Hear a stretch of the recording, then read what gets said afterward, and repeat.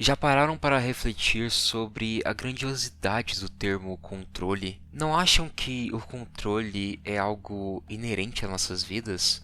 Pensem comigo, sempre lemos inúmeras histórias de imperadores que controlavam suas respectivas nações, de grandes países que saíram em busca de controlar novas terras e novas culturas, mas definitivamente a gente não precisa ir tão longe assim. Desde criança, sempre visualizamos inúmeras pessoas tomando rédeas de algumas situações, até mesmo passando por cima de nossos desejos. E a religião? A religião, em sua plenitude, vem para nos trazer reflexões acerca de criação, de nossa vida e como a mesma é controlada. E poxa, em quantos momentos paramos e nos esforçamos ao máximo para termos autocontrole? E falando em autocontrole, e aqueles momentos que simplesmente não conseguimos visualizar como controlar a nossa própria vida? Não tem como fugir e nem mesmo negar. A nossa existência gira em torno de controle. Queremos estar sob controle, seja de nós mesmos, seja de situações ou até mesmo de pessoas. Já em outros momentos, escolhemos sermos controlados, seja por refúgio ou talvez apenas por ser o fluxo natural das coisas. De fato, é algo complexo e definitivamente extenso. Com toda certeza, partir dessa premissa iria nos render uma excelente narrativa. Olha, fazia um bom tempo que não tínhamos um vilão tão bem planejado e desenvolvido quanto a Makima. Seja você fã ou não de Chainsaw Man, é inegável o quanto Fujimoto fez questão de rechear essa obra com diversas personagens femininas, e essas mesmas possuem uma forte presença na história. E ver todo esse elenco carismático e relevante para uma história é um ponto muito positivo, principalmente quando olhamos para esse gênero de shonen no grande geral. E definitivamente a Makima é um exemplo muito fora da curva. Fiz questão de deixar um alerta no início do vídeo, mas eu preciso reiterar aqui. Teremos sim muitos spoilers, pois vejo que para analisar essa personagem devemos já termos em mente o seu maior segredo. Em Chainsaw Man, a existência de demônios é algo corriqueiro no dia a dia daquela sociedade. E o detalhe mais importante é, quanto mais temido um nome é, mais forte aquele demônio será. Brilhantemente, Fujimoto mirou em um conceito abstrato ao descrever essa personagem. Afinal de contas, estamos lidando com o demônio do controle. A personagem aparece na história carregando um ar de suspense e principalmente de fascínio. Rapidamente, nós, como espectadores, queremos saber mais sobre Makima. Queremos entender mais sobre aquele mundo, sobre o que diabos ela quer. Afinal de contas, ela é uma boa pessoa ou uma má pessoa? O seu olhar hipnotiza. Existe algo diferente aqui. Para retratar o demônio do controle, o autor fez questão de depositar uma escrita viciante e de fato saborosa. Assim como os personagens, também acabamos caindo em seu controle. E olha, só conseguimos perceber isso na reta final da parte 1, o que apenas confirma o quanto essa escrita é bem feita. Apesar de Makima auxiliar nossos protagonistas no início da história, todas suas atitudes carregam um certo anseio e até mesmo terror. Em um momento ela pode salvar alguém, já em outro faz questão de tratar seus trabalhadores como meros cachorros. Não importa quais meios utilizará, no fim o importante é colocar todos em suas coleiras, o que deixa a nossa relação com a personagem uma grande incógnita. Algo que é intensificado pela ausência das explicações em torno de seus poderes. Não queremos gostar dela, mas essa curiosidade nos prende ali. A primeira virada de chave acontece no arco da Reise. Arco esse fundamental para a história, pois acaba sendo uma grande base para inúmeros desenvolvimentos, como também define muito bem o tom e o ritmo da reta final dessa obra.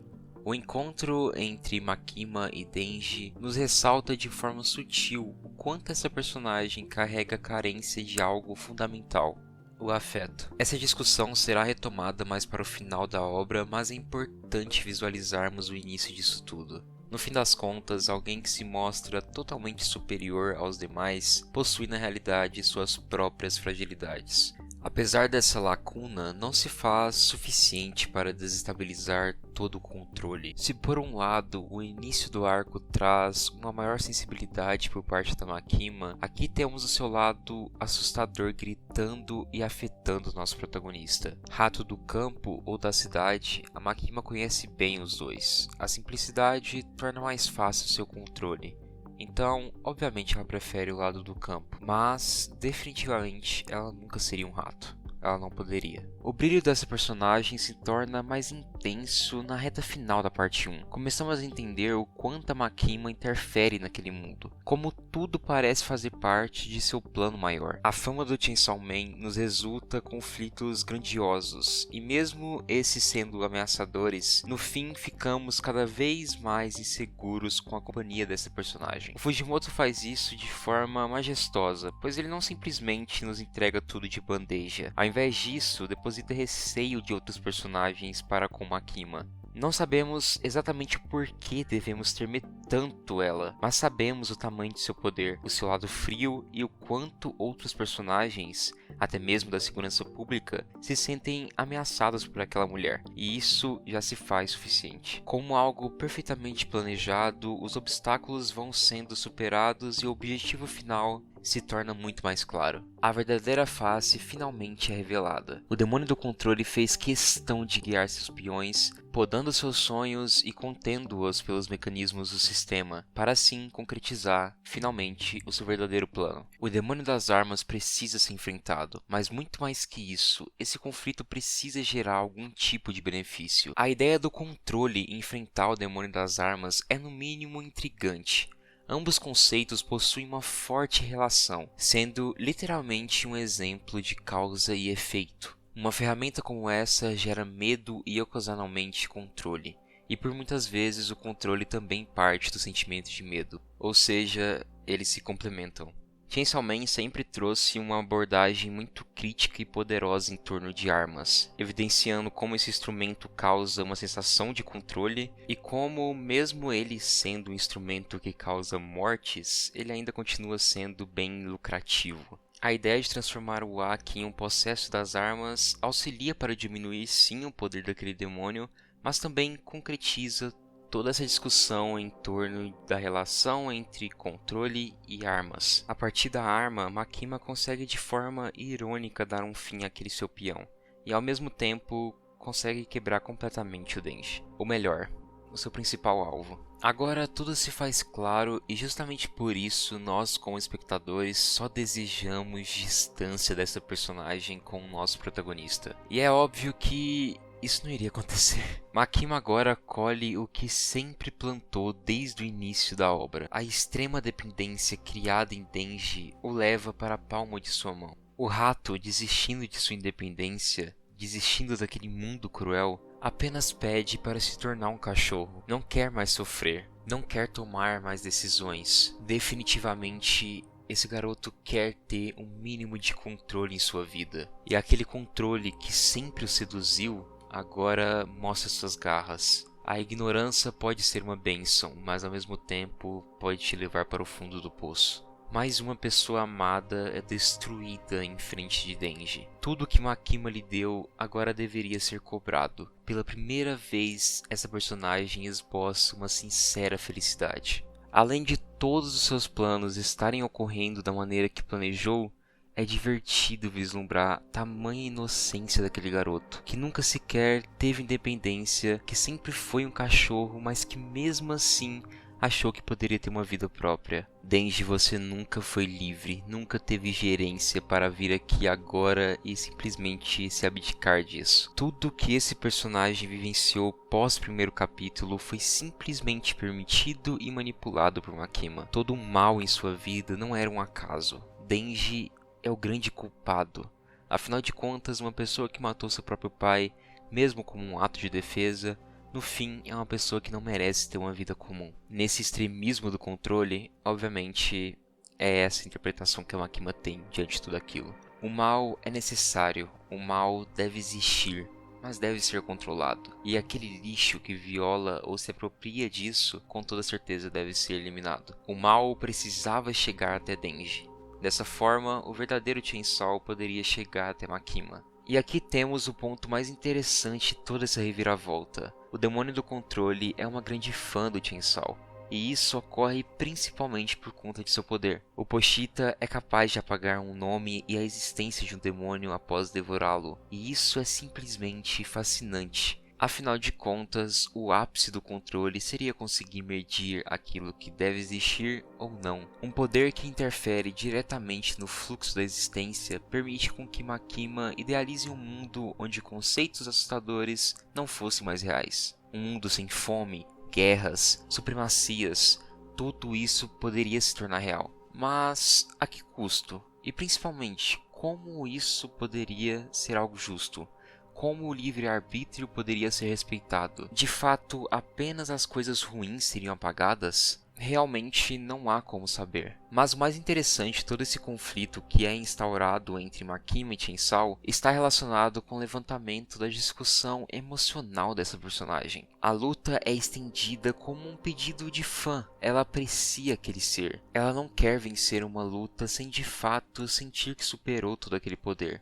O egoísmo da personagem é gritante e seu lado emotivo está à flor da pele. E isso, da mesma forma que auxilia na manifestação de seu poder, também apresenta o seu principal erro. Todo o desenvolvimento dessa personagem é incrível e todo esse desfecho beira a perfeição. Makima fez tudo o que fez pelo Chainsaw.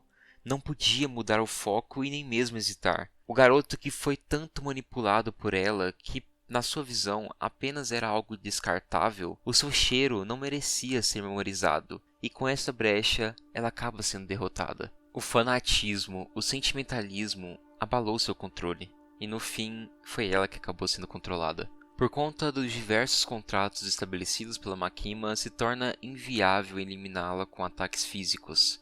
Denji então abraça o bizarro e decide se tornar um com aquele ser. Mesmo após tudo o que aconteceu, nosso protagonista ainda carregou amor. Era como se abraçasse algum tipo de conforto para dar fim àquela personagem. De certo modo, acaba funcionando tudo aquilo. E agora temos a conclusão de toda a discussão em torno de afeto. Uma nova encarnação do demônio do controle nasce. E agora Denji entende o principal motivo da antiga Makima ter se tornado alguém tão ruim. Lhe faltava afeto. Algo genuíno, uma relação longe de controle, apenas uma relação. Chainsaw Man sempre foi sobre amor, e agora é isso que esse garoto mal estruturado está disposto a fazer com Nayuta, que agora praticamente se tornou sua irmã.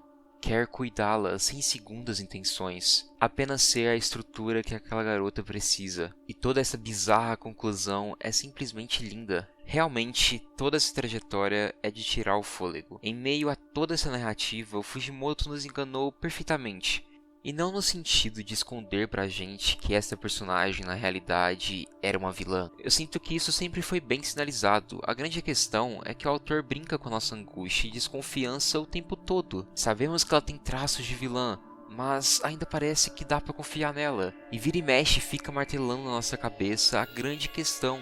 O que diabos é a Makima? Inicialmente até nos vemos apoiando certas atitudes da personagem, mesmo com ela mostrando um lado muito ruim em diversos momentos. Nunca se esqueçam o que ela fez com o menor de idade. Contudo, com o passar do tempo, as máscaras começam a cair cada vez mais. A personagem ainda nos hipnotiza, ainda nos confunde, mas agora sentimos medo e raiva dela. E quando é revelada sua verdadeira identidade, tudo se torna ainda mais brilhante. O controle é seduzente, libertador, mas também nos traz muita angústia e medo. Não conseguimos controlar todas as coisas. E encarar todo esse conceito aqui na obra justifica todos os atos da história, mas também traz esse recurso de metalinguagem que é sempre bem-vindo. Sem contar que durante toda essa trilha, o Fujimoto levanta diversas discussões em torno de relação trabalhista. Afinal de contas, vemos perfeitamente o quanto Denji literalmente deposita seu sangue em seu trabalho para ganhar o mínimo. O mesmo é realmente utilizado como uma ferramenta para todo aquele mecanismo. E ter o demônio do controle como uma de suas chefes só deixa essa discussão ainda mais interessante. É muito bem estampada essa discussão de como o trabalhador pode acabar perdendo a sua humanidade e a sua dignidade